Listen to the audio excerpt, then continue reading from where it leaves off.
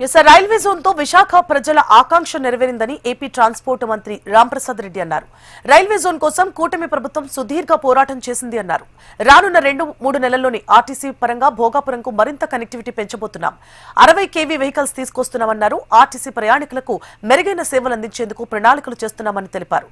Transport మంత్రి రాంప్రసాద్ రెడ్డితో మా విశాఖ ప్రతినిధి అనురాధ ఫేస్ టు ఫేస్.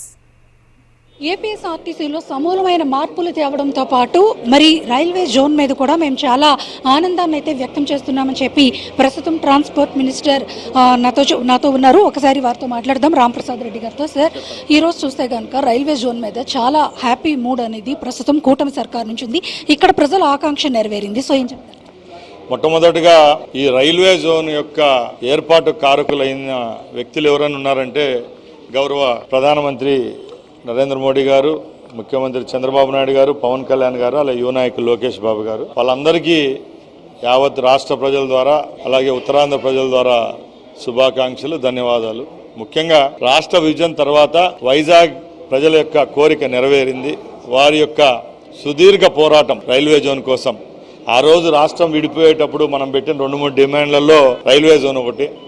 గత ముఖ్యమంత్రి రైల్వే జోనే లేదని చెప్పి ఢిల్లీ నుంచి సంకేతాలు ఇచ్చిన రోజు నుంచి ఈ రోజు ఏర్పాటు చేసుకునే రోజు వరకు మనం ఎన్నో అవరోధాలు చూసాం. ఇప్పుడు నేను ఒకటే చెప్తున్నా, ఆంధ్ర రాష్ట్ర చరిత్రలో వైజాగ్ పట్టణానికి ఒక పార్ట్, అలాంటి పార్ట్లో Google data centre, Bhogapuram airport, railway zone ఈ 3 ఉంటాయి. దీన్ని సాధించిన ఘనత కూడా చంద్రబాబు నాయుడు గారిది, ఈ ప్రభుత్వం అని తెలియజేస్తారు. మీ మినిస్ట్రీస్ వరకు చూసుకుంటే కనుక ఇప్పుడు భోగాపురం కనెక్టివిటీస్ని చాలా పెద్ద ఎత్తున పెంచుతున్నారు. అలాగే ఇవి వెహికల్స్ని ఇంట్రడ్యూస్ చేస్తున్నారు. సో ఓవరాల్గా మీ వరకు ఏంటి సార్ ఇక్కడ వైజాగ్ నుంచి ఎలా ఉంది?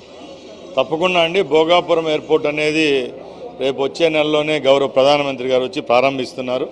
గౌరవ ముఖ్యమంత్రి గారి ఆదేశాల మేరకు ఎవరైతే ప్రయాణికులు ఉంటారో ఆ ప్రయాణికులకు ఎక్కడ ఏ విధమైన అసౌకర్యం కలగకుండా సిటీ నుంచి 50 ఈవీ బస్సులు, ఏసీ బస్సులు నడిపేదానికి కూడా చర్యలు తీసుకుంటున్నాం. దానిలో భాగంగా మొట్టమొదటి విమానం దిగే రోజులోనే మేము 50 బస్సులను కూడా ఫ్లీట్లో ప్రవేశపెట్టేదానికి సిద్ధంగా ఉన్నాం.